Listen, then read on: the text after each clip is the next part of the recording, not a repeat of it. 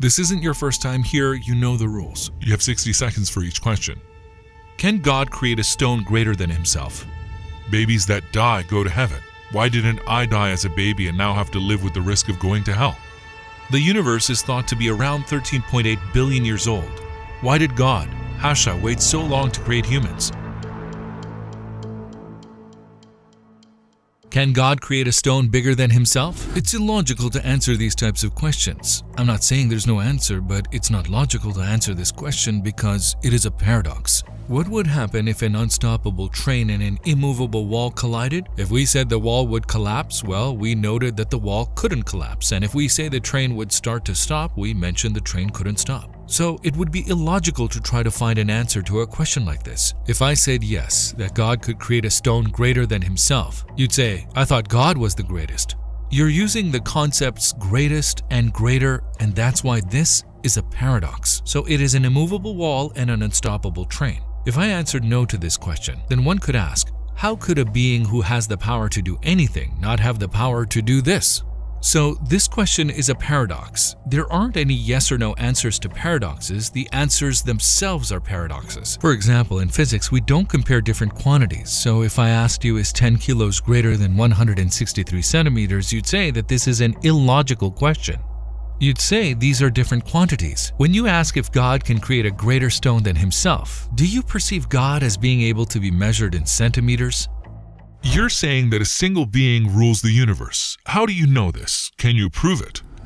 A lot of evidence exists about this. Let me tell you about one. In this realm that we call the universe, everything is connected.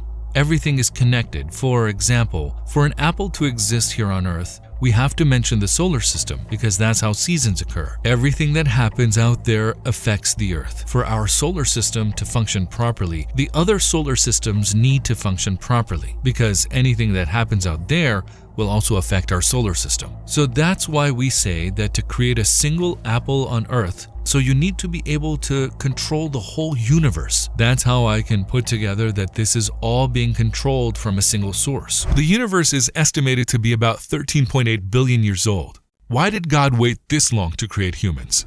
There's something fundamentally wrong with this question. We as humans are bound to time, so we use concepts such as before, after, quick, to wait, and not to wait. But God Almighty isn't bound by time, so it's irrational and incorrect to use concepts like He waited. Let's explain what not being bound by time means. If an entity, however big, is bound by space and time, it can't operate in a different space at the same time. For example, if I expanded you to a size of a building, would you be able to simultaneously write a book in France, Turkey, and Argentina? You are bound by space and time. Your size changes nothing. But let's look at God Almighty. He has command over your body and command over another human's body in France, and He has command over the solar system, the stars, the plants, the smallest atoms, and even cells. Using this as a basis for my argument, I can say that the Creator is not bound by space and time. If He is not bound by space and time, concepts like before, after, now, or later don't apply to Him. These concepts apply to us just because these bind you. It's irrational to ask, why did He wait? He created time. He is not bound by it. He also doesn't exist in time because He isn't bound by space and time. He is eternal. So, can you have two eternal creators? There can only be one of something we call eternal and absolute. There cannot be two. Let's explain this. Let's say we have two different colored dyes. One is pink and the other one is yellow. Let's grant them the quality of being eternal. Now let's see if this works. So I've granted both dyes with the quality of being eternal and gave you the pink dye. You went home and spilled the pink one, and I spilled the yellow one here. Because we've granted them eternity, the pink dye has started taking over everything. First it took over the desk, the house, and then your neighborhood.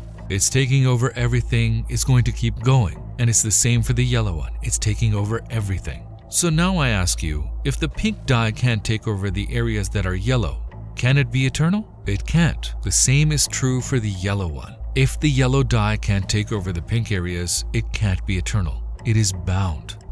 So, the existence of two eternal beings is not possible. Eternity is singular. Humans are so small compared to the universe. Why would God deal with such small beings? I see a flaw in this comparison. This comparison implies that humans are worthless. Worth is not determined by size. For example, a mountain can be huge but not alive, so it cannot talk, act, or live. By comparison, a bee is much smaller than a mountain. But even though it's so small, the bee utilizes the mountain. It can say things like, "This mountain was made for me." The bee's tools are more spectacular compared to the mountains. Humans also have the ability to perceive, live, be happy, see and hear, and to utilize the world around them. I don't see this even in the largest objects. The fact that humans were designed in this way, no matter how small in size, makes them very valuable. It's irrational to look at the human form and think humans are so small, hence they're worthless. Why would God even bother? Because size does not determine the worth. Okay, so an object's size doesn't determine its worth. I understand. So, why does God deal with such small beings? Why does He command them to do things or forbid them?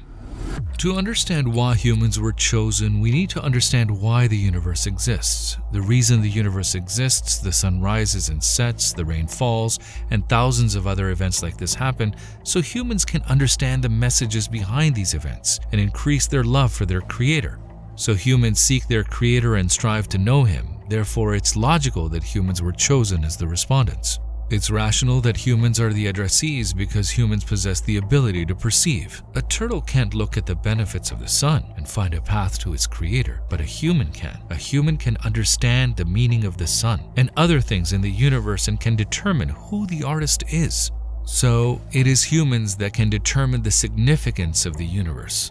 Babies that die go to heaven. Why didn't I die as a baby and now have to live with the risk of going to hell?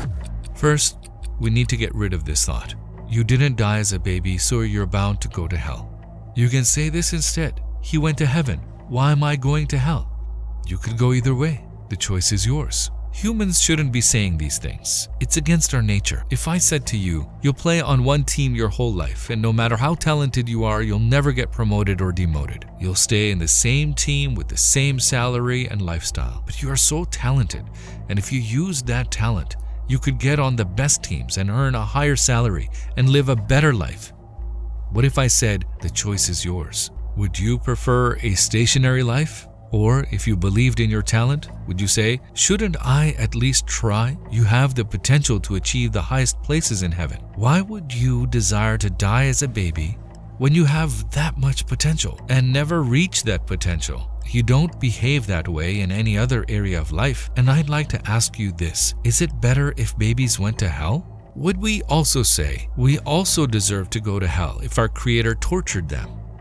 A baby dies in an innocent state. Why would it go to hell? The Creator can do as He pleases with His creation, brother. We wouldn't be so fussy if Allah created this baby directly in heaven instead of sending him to earth first. What does it matter if this baby was sent directly to heaven or was first sent to earth and then heaven?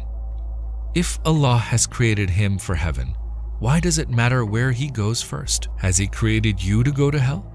I know from many verses that you are not created for hell. The fact that He motivates you to do good, that He shows you the path to uncovering your true potential, that He has sent you prophets and speaks to you through the Quran, are signs that He has not created you for hell. But sometimes we perceive ourselves as having failed His commands.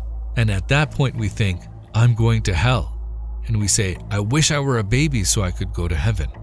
But you could also say, I wish I were using all of my capabilities better so I will be granted the highest levels of heaven.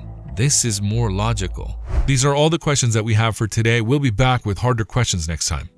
You can ask us anything. We trust the Quran. You can find the answers to these questions in Risala-e-Nur, a genuine interpretation of the Quran. I tried to transfer to you what I learned from there.